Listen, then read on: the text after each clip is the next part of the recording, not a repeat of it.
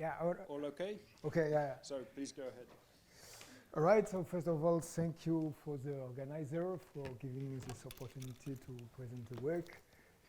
I'm very happy to be here, and you can believe me because I would have a good excuse not to come. Okay, so this work is so related to trying to reduce the energetic cost of quantum control not in a general context, but I'm going to explain that. So as we already saw in the morning and also yesterday a little bit, there's two costs. So in terms of the energetic cost for quantum technologies or quantum computation, there's two contributions to the energy cost. There's the one which is at the quantum level, and it's related to the energy exchange of your quantum system, so whether it's work or heat, and you will count heat and work as cost depending on the kind of operation you want to do. And the other one is a macroscopic energy cost. One part is related to maintaining your system in an operational state, so let's say low temperature, for instance, isolated and so on, so cryogenics, optical trap. Oh, I see there's some issue there. Didn't saw that. Let's hope it will be fine in the rest of the presentation. And so the energy, so there's another cost which is related to the energy you spend to manipulate your system, so the signal that controls the system. And so this study is about really this reducing this energy cost, and in the context of shortcut to adiabaticity. Sorry. All right. So yeah, we will actually have some issue here. So yeah, I hope it will be fine. Yeah, let's try with that. Okay, so we have a quantum protocol, so which is described by an Hamiltonian H0 of t. Okay, with some initial Hamiltonian and final Hamiltonian. Okay, this protocol could be, for instance, the unitary stroke in an auto engine, Carnot engine. It could be an adiabatic computing for the quantum annealing and the quantum stage algorithm. It could be also a protocol for population transfer. And all this, in all this example of this situation, the objective is perfectly achieved if the dynamic is adiabatic. Okay, but as we know, the problem of adiabatic dynamic is that it takes forever, or at least a very long time. So the solution is shortcut to adiabaticity. And so there's actually many types of shortcut to adiabaticity, but one big family is called counter-adiabatic drive, in which you add a term in your Hamiltonian. So this term here, so here's this the explicit expression. It doesn't really matter.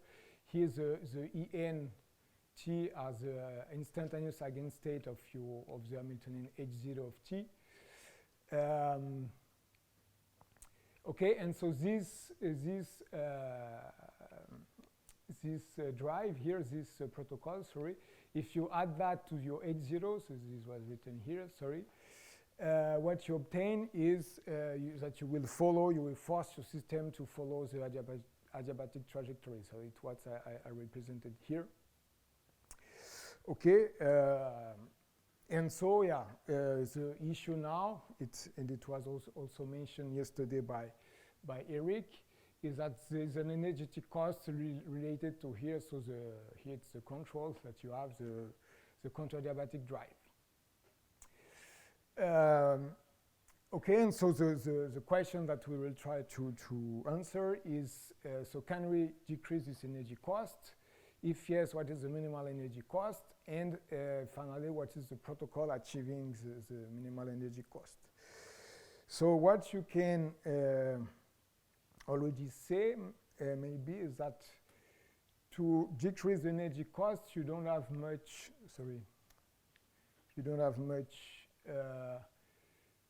option, because like the counter-diabatic drive is given by this expression here, and you cannot really change that. So you can even, you can potentially try to play with the relative phase of each eigenstate, but with that you won't gain much energy gain. Okay, but there's actually an important key observation, which is, so here, it's not really readable. The point here is that you don't need to be actually to follow the adiabatic dynamics at each instant of time. What you care about is that your final state is actually the final eigenstate of your final Hamiltonian. So whether in between you follow the adiabatic dynamics is not useful. So this gives you a lot of degrees of freedom. If you want, you can follow actually any of this trajectory, as long as your final state is still the final eigenstate of your Hamiltonian. Okay, and so what we are going to look for is protocol V, which drives your system here to your target state, so the eigenstate of the final Hamiltonian, while minimizing this energy cost. Okay, so this energy cost was proposed, and this is one of the paper mentioning this figure of merit for the energy cost. There is many other figure of merit. For instance, Eric used another one, also because this is not very simple to measure experimentally. And so this figure of merit is the integral of the square of the Hamiltonian. Okay, and there's two operations. I will only speak of this one. So this is what I already mentioned, let's say implicitly. So state-to-state transfer, you start from one given eigenstate. You want to go to the eigenstate of the final Hamiltonian. But you can look at a more general operation where you want to be like the whole transformation is adiabatic. So here, for instance, for your given initial eigenstate, you will reach the final eigenstate of the final Hamiltonian. But if you start from another state, from another eigenstate, it might be that your operation is not adiabatic from that. Doesn't lead to the associated final eigenstate. While here, you are guaranteed that whatever your initial eigenstate, you will go to the associated final eigenstate.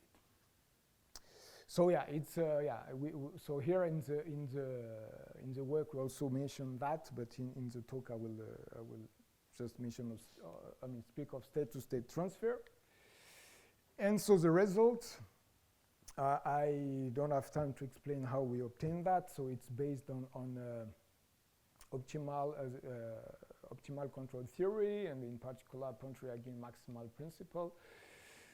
The result is that the minimum cost in order to do this, to make this state-to-state transfer from your initial eigenstate to your final eigenstate, is given by this very simple quantity, where Tf is the time you want to do this operation, and alpha f is simply the angle between your initial eigenstate and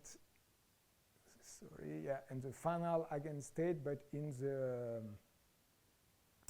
the interaction picture, okay, where U0 is the transformation, the unitary transformation generated by your H0 protocol.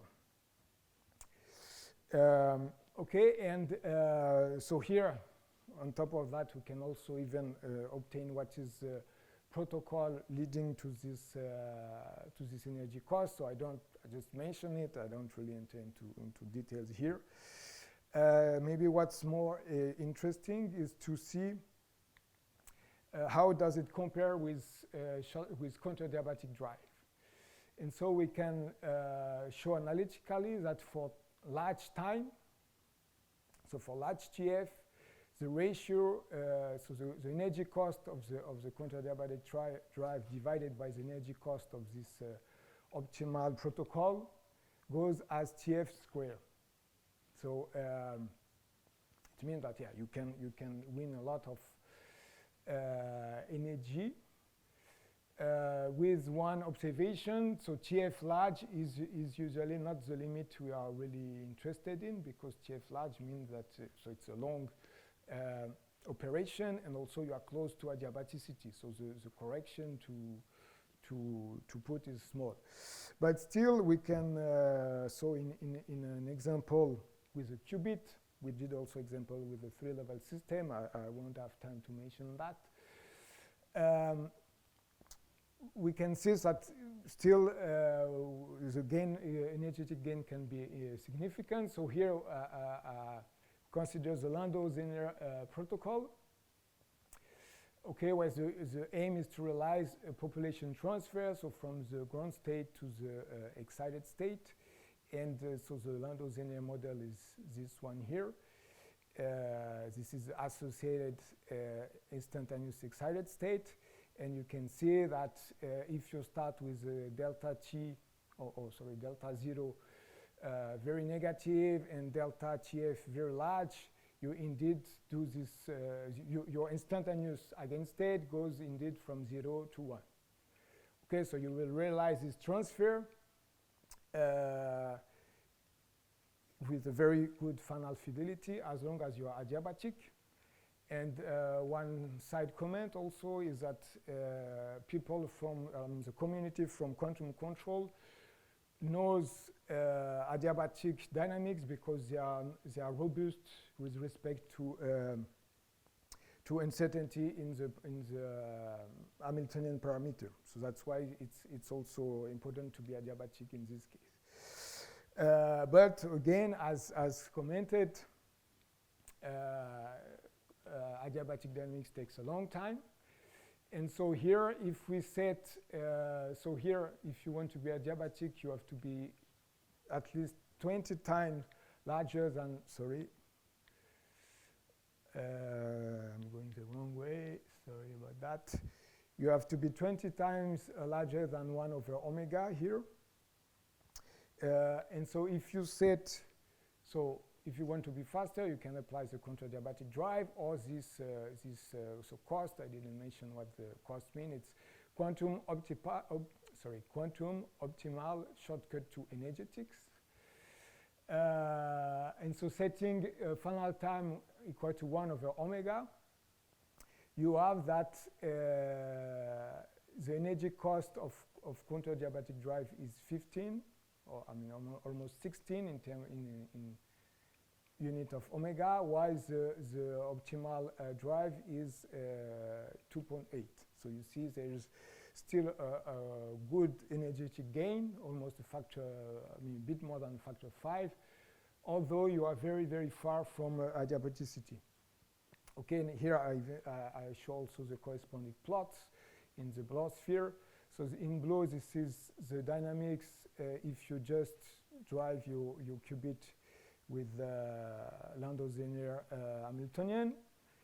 In red, it's if you use the counter-diabatic drive, and in green is if you use this energetic optimal protocol. Okay, and here this is the signal. So in red, this is the shortcut, the counter-diabatic drive. This is the signal; it's much larger, and in green, this is the control. Sorry, I said signal, but yeah, signal or control related to this protocol here. Okay, so we can see in this example that there's actually a very significant energetic gain using this protocol, and still you reach the same target state as the counter-diabatic drive. You can also, so as I mentioned, extend that to unity transformation. How much time do I have? You still have you still have a bit more than 5 minutes, including questions. Okay, so you have time to make some other comments. okay. So I'll just mention now quickly something that I mentioned already actually. So the question of robustness, I think this part is really interested. So it's robustness mean, I mean, here at least in our context, is can you still reach your target state even though you have uncertainty in the parameter of the Hamiltonian. So uncertainty which comes from the experimental condition. So for instance here, the uncertainty we will consider, so instead of driving your system with H0 and VQ, you will have an unknown parameter eta here, which it's let's say uncertainty in the amplitude of the signal you are, or the control you are using. So how to obtain so maybe this I will skip, even though because we can read much. I can explain later on how we can obtain a robust control. So we can optimize here both the energy cost and the robustness, sorry. And what we obtain is, so this plot here. So here we have the final fidelity. So the fidelity with respect to the eigenstate of the final Hamiltonian. And here we have the eta, so this perturbation. And you see that when eta is equal to 0, so we have a fidelity 1.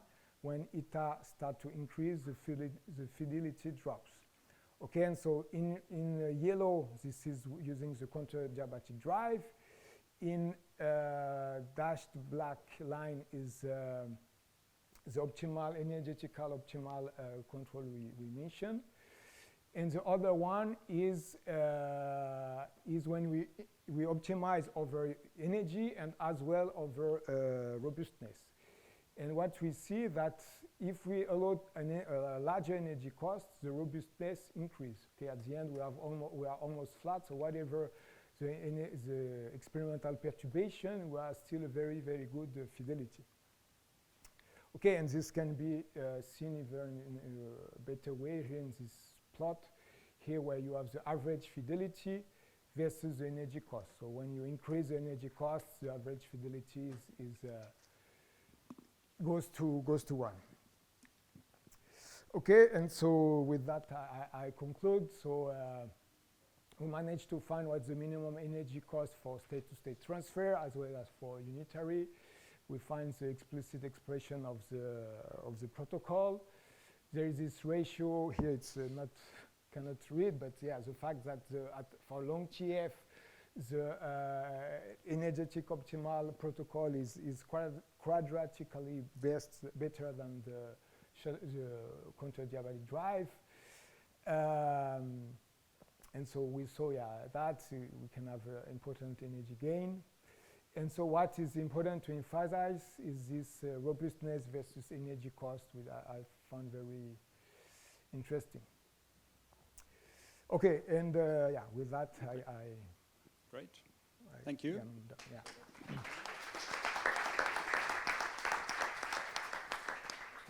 And sorry for this thing which is not readable. What happened is when I converted to the PDF, I didn't check that the conversion went well. So Well, it's always dangerous when you also transfer from one computer to another. These things often go. Yeah, it might have been that as well. Yeah. So it might be our fault. We'll say it's our fault. Yeah. Okay, so questions. So I have a question. Okay, go ahead. Can you give us an intuitive way of understanding why the shortcuts have an energy cost? It's not clear to me. Why the shortcut has an energy cost? Yeah, why do, like in principle, if I'm applying a reversible unitary driving term, why do... So here, it's what I tried to mention in the beginning. Here the energy cost is, I can have actually, The energy cost is related to the fact that if you had a control, you had to add, so experimentally you have one more laser, or if the same laser, you have to add more power into your laser, into the signal, and this energy cost is related to release the energy you use to generate the classical signal. It is not possible to do that without generating energy, you think? No, because the classical signal is most of the time, for instance, is an electromagnetic wave, which is generated with a circuit. So in the circuit you have a current. In the current you have some resistance. So there is heat dissipated. Actually, if I go this figure of merit for the energy cost. In this paper, they show that this quantity is actually related to the heat dissipated in the circuits, in the classical electric circuit, generating the signal you are using to control your system. So, yeah. Okay, so I guess time is up and it's time for the coffee break. So I'll ask my question in the coffee break. Does anyone else have a really urgent question? No. Okay, great. So let's thank all of the speakers again.